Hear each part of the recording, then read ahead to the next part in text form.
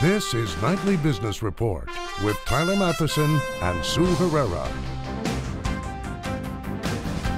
Taxed out stocks stress out over the twists and turns in the Republican tax plan.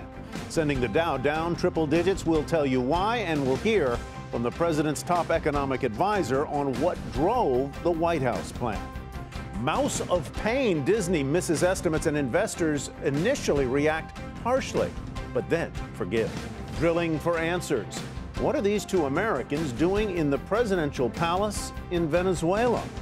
Our investigation coming up. All that and more on Nightly Business Report for Thursday, November 9th.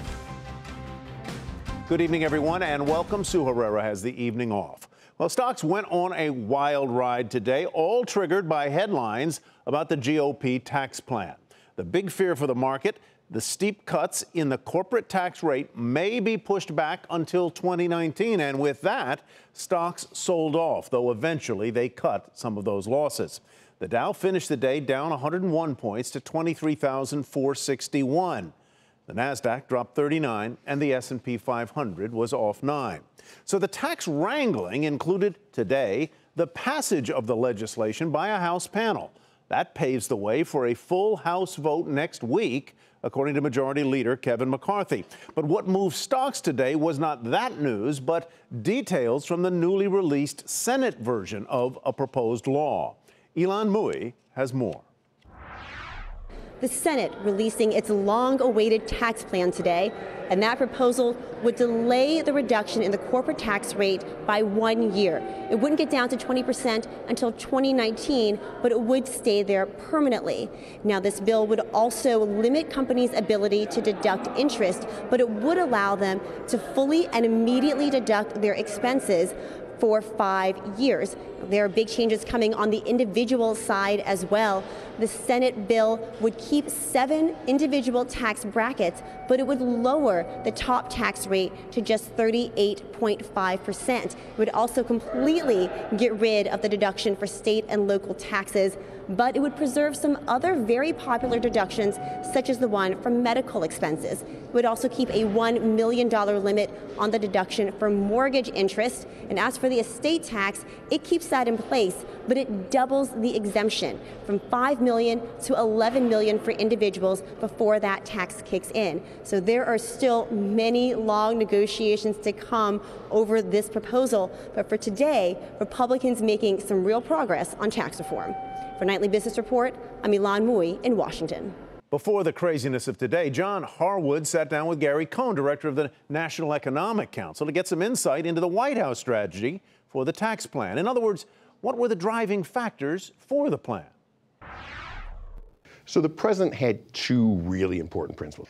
Number 1 is we have to deliver middle-class tax cuts to the hardworking families in this country. Number 2 is our corporate tax system just is not competitive with the rest of the world. We have to create a corporate tax rate, and along with that, a pass-through tax rate that makes us competitive with the rest of the world so we can attract businesses back to the United States. Let me suggest an alternative principle. Look at the components of the plan. Big corporate reductions, big pass-through reductions for business, much more tax cuts for businesses than for individuals. You've got the elimination of the estate tax, you've got the preservation of the step-up basis, you've got the elimination of the alternative minimum tax.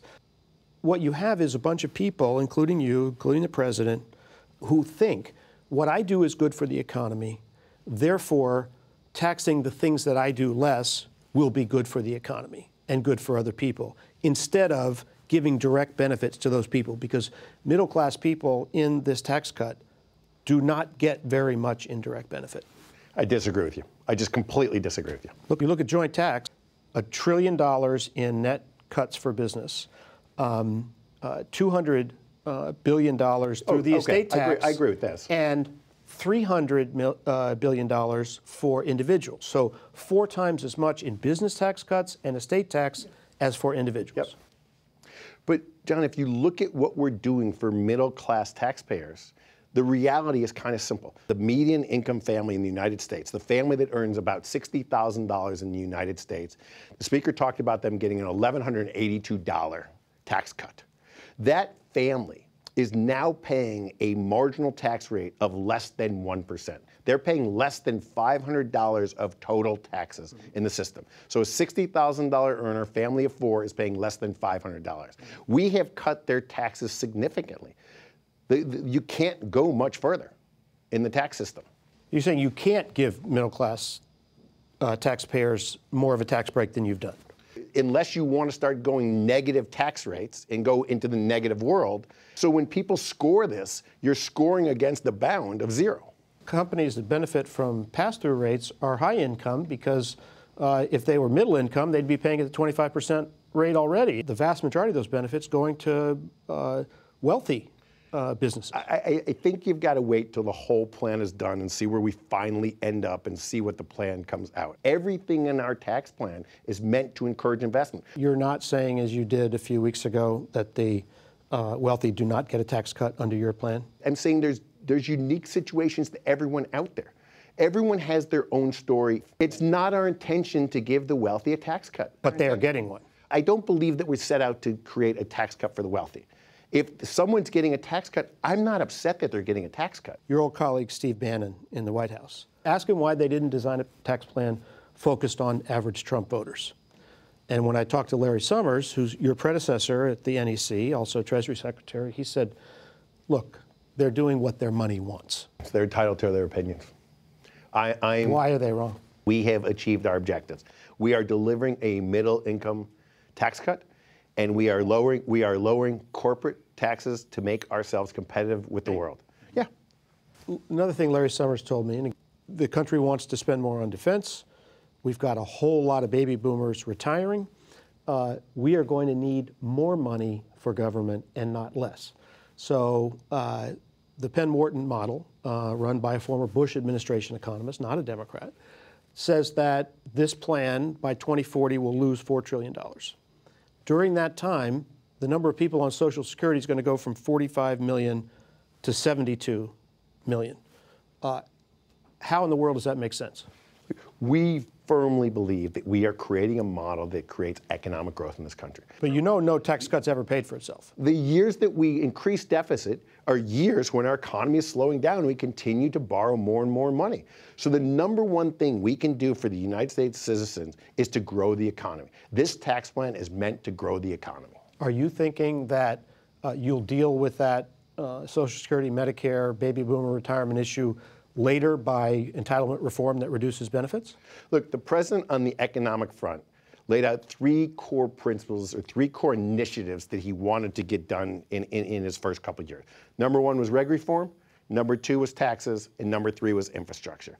We're working our way methodically through reg reform, taxes, and infrastructure. I think when he gets done with those, I think welfare is going to come up.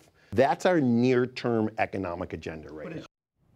And Tyler, interestingly, though Gary Cohn wouldn't say so, Paul Ryan, the House Speaker today, said that is precisely our objective, that we're in the long run going to go for entitlement reform. So the thinking of Republicans is they will accept those higher deficits and go after Medicare and Social Security to try to reduce those liabilities later.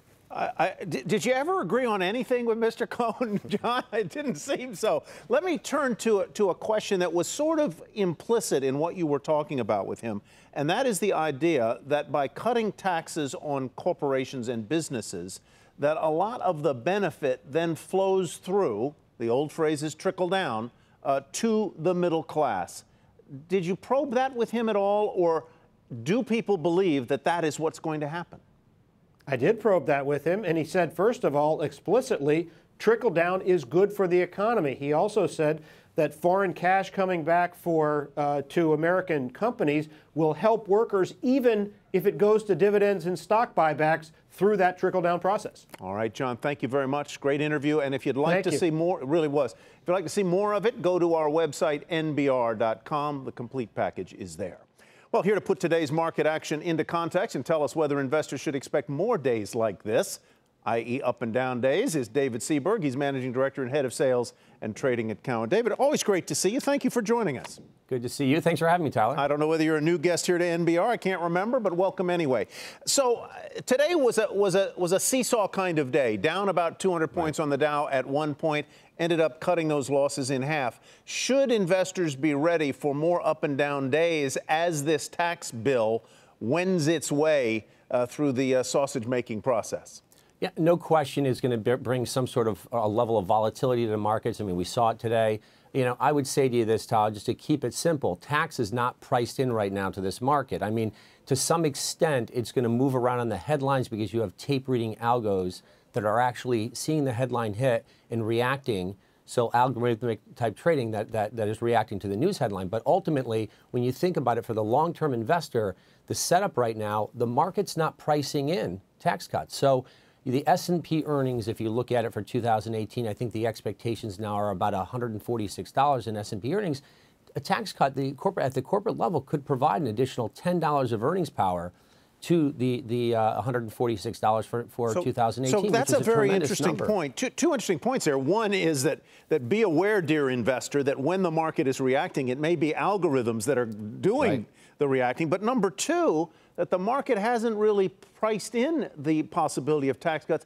Follow that through for me. $10 more earnings on the S&P translates into what level on the S&P? Right. I mean, it puts it up. I mean, you're looking at probably 150 more S&P points or something to that extent. But ultimately, you have to look at this and say this is a global growth narrative that has been pushing this market higher. The backdrop has really been earnings. Earnings have been incredibly strong. We've seen earnings, revisions to the upside. We've got a backdrop or a pipeline, if you will, of approved corporate buybacks that haven't even been struck yet. So the buybacks will continue. And we're seeing top line, which is revenue growth, estimates being increased as well. So we're in an environment right now where it's really an earnings-driven market. You're not seeing money come out of equities on the news that tax may not be pushed through. But if it goes through, it's a big deal, and the market will react positively to that. David, thanks for sticking around with us for us tonight. Thanks David Seaberg with Cowen and Company.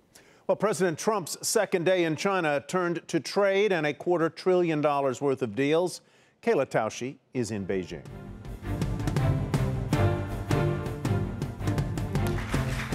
President Trump's maiden visit to Beijing, a year after anti-China rhetoric fueled his election victory, brought a change of heart. Who can blame a country for being able to take advantage of another country for the benefit of its citizens? Secretary of State Rex Tillerson chalked up the ballooning trade deficit to benign neglect. He said the two countries were far from fixing the underlying issues, but were making progress for companies. More than 24 companies joined an executive delegation. CEOs like Dow's Andrew Liveris wanted to be at the front of the line for market access. But I will tell you the one thing that's very key is turning up, which is why I'm here. I mean, you've got to be part of the tonal shift and understand it from their perspective. GE, Boeing, and Qualcomm among those signing deals in Beijing's Great Hall of the People after winning approval from Presidents Trump and Xi. The administration estimates in total they inked deals worth $250 billion, though some are far from completion or had been previously announced. Goldman Sachs launching a new investment with China's sovereign wealth fund to back American manufacturers exporting to China. Investment is going to be a win-win. We want Chinese investment in the U.S. because it means jobs, it means opportunity. President Xi put on a 2-day tour de force, rolling out the red carpet, a luxury not afforded to Trump's predecessors. In a closing toast, Xi said the world's two largest economies would move forward as partners, not rivals. The chemistry between the two leaders belies some difficult discussions to come, especially on North Korea. China refused new financial sanctions from the U.S. Secretary Tillerson says they agree on the need to denuclearize North Korea. They just disagree on how. For Nightly Business Report, I'm Kayla Tausche in Beijing. Coming up, Disney falls short of investor expectations. We'll tell you how and why.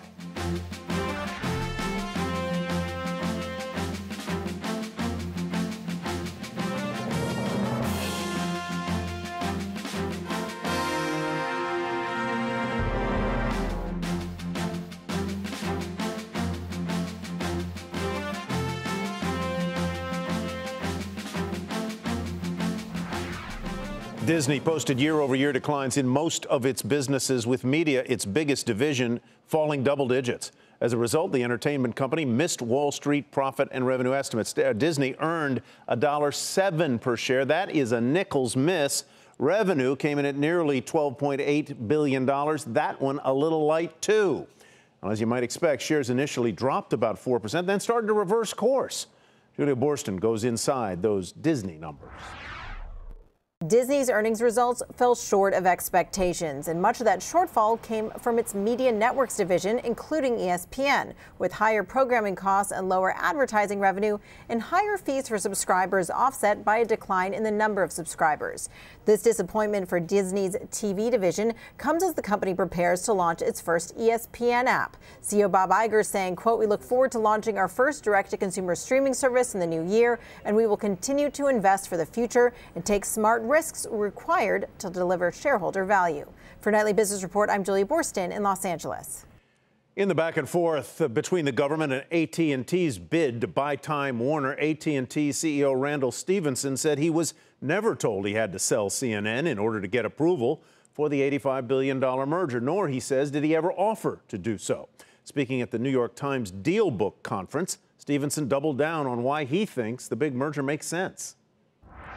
And one of the key benefits of putting these two companies together is to stand up a new advertising capability. And so we have built an amazing distribution platform. 150 million mobile subscribers, the largest pay TV base in the United States, a huge broadband base. There's a lot of information and data that we think can be used to stand up a new advertising business. Pairing that with the Turner advertising inventory is a really powerful thing, we believe. That is what we aspire to do. Selling CNN makes no sense in that context. AT&T was higher by nearly 2% today, and Stephenson also added if the issue goes to court, he's ready to litigate. Well, Macy's forecasts a cheery holiday season, and that is where we begin tonight's market focus. Despite missing revenue estimates in its latest quarter, the retailer said it does expect to see strong e-commerce sales during the all-important holiday period. Macy's reported earnings that topped expectations and said tighter inventory controls helped grow profit margins. Shares jumped nearly 11% on the session to $19.50 on this otherwise down day. Kohl's, the latest retailer to cite hurricane disruptions as the reason behind its disappointing profits. Same-store sales edged higher. That was a welcome surprise on Wall Street, which expected the retailer to report yet another quarter of no growth. Kohl's shares up almost 1% to $41.17. After the bell, Nordstrom said higher costs ate into its results. The retailer did top earnings estimates, but revenue came up short. Same-store sales fell more than expected. Shares initially traded lower in after hours, but ended the regular session up 4.5% to $40.03. The chip maker Nvidia reported results after the bell that easily topped analysts' expectations. The company also hiked its quarterly dividend 7% to 15 cents a share, said it plans to return more than $1 billion to shareholders during its next fiscal year. Nvidia initially rose after hours. The shares there ended the regular day down about 2% to $205.32. And finally, Sage Therapeutics said its experimental drug to treat moderate and severe postpartum depression improved patients' symptoms within a few days. The drug maker said it will file for approval with the FDA in 2018. Shares skyrocketed 54% to $96.65. Equifax reported its financial results hard on the heels of the company's massive data breach that impacted more than 145 million people. After the bell, the credit reporting agency said costs associated with that breach did hurt profits, but nonetheless, the results beat estimates. Shares were initially lower in the extended session, but they did finish the regular day up more than 1% at $108.95. Coming up, what does a small oil company in Oklahoma have to do with the world's largest oil reserves? We went looking for answers.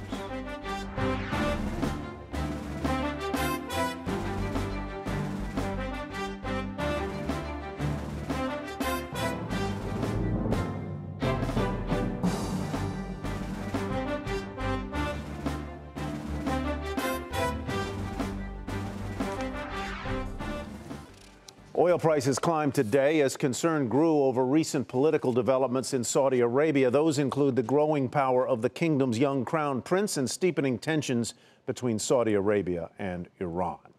Well, most of the world's major oil companies are trying to reduce their presence in Venezuela, but we found one small American firm that is eager to work there. Horizontal Well Drillers in Purcell, Oklahoma. It recently won a contract to drill nearly 200 wells in Venezuela. This seemed like an unusual deal. So we started asking questions. And when it was clear that the company wasn't interested in answering them, Michelle Caruso Cabrera went to Oklahoma. Horizontal Well Drillers first got our attention when two of its executives showed up in a lavish signing ceremony at the Venezuelan presidential palace in July. On the right, General Counsel Brent Mills. On the left, CEO Todd Swanson. Swanson even made a speech. Senor Presidente, it's been an honor to meet you today and discuss with you and your team the strengthening and expansion of the relationship between our company and your country. Todd Swanson is addressing Nicolas Maduro, the controversial leader of Venezuela, who's sitting right in the room and seems pleased to have the Americans there. Todd Swanson, Presidente de Horizontal Well Drillers. Welcome. Another thing that made this signing ceremony interesting?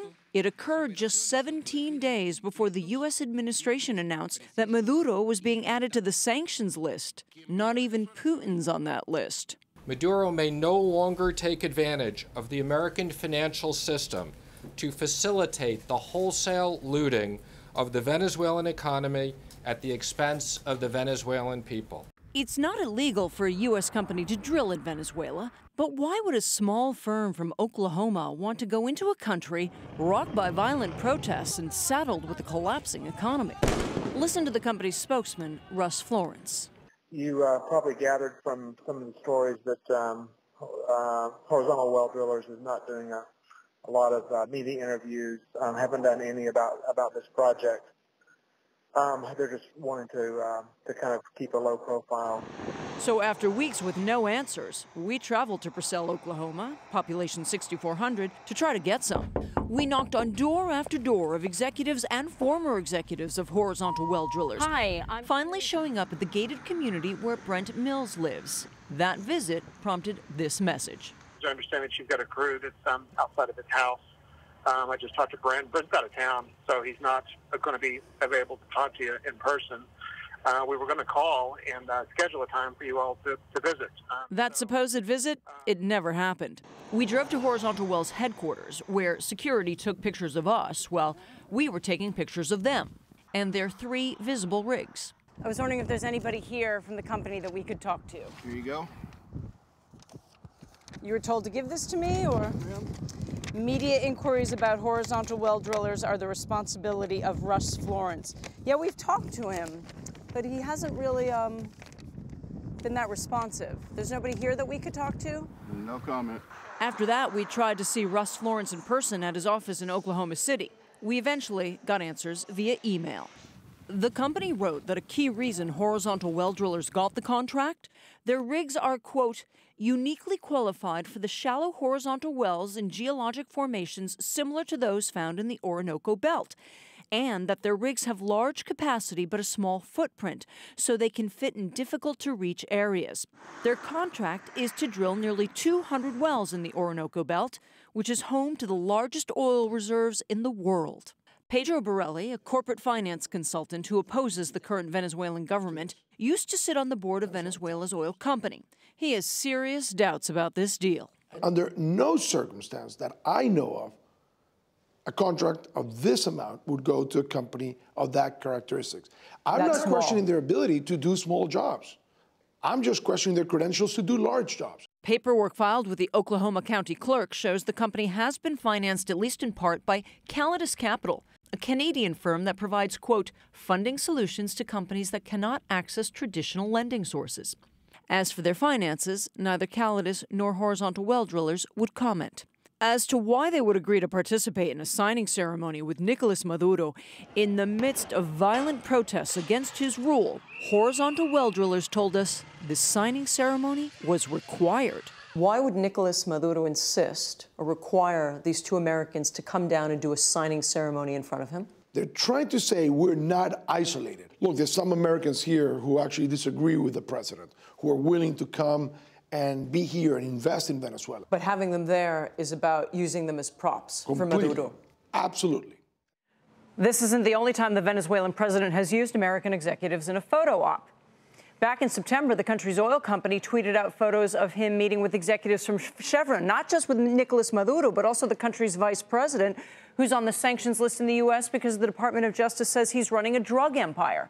The man on the left with his eyes closed, that's the Chevron executive. Pedro Borelli thinks he was ambushed, as it would be unlikely he would agree to meet with two sanctioned individuals. Back to this small company from Oklahoma. They say their technology is perfectly equipped to do this job. Can they pull it off? Is it? I spoke with two drilling experts, including one who did freelance work for horizontal well drillers. They said any drills that had worked in the Permian Basin would have worked in Venezuela. So these drills may be perfectly adequate, but not necessarily better than any others that could have been down there. Michelle, thank you very much. Great story. Good tale to tell. All right, that is Nightly Business Report for tonight. I'm Tyler Matheson. Thanks so much for watching. Have a great evening, everybody, and we will see you right back here tomorrow.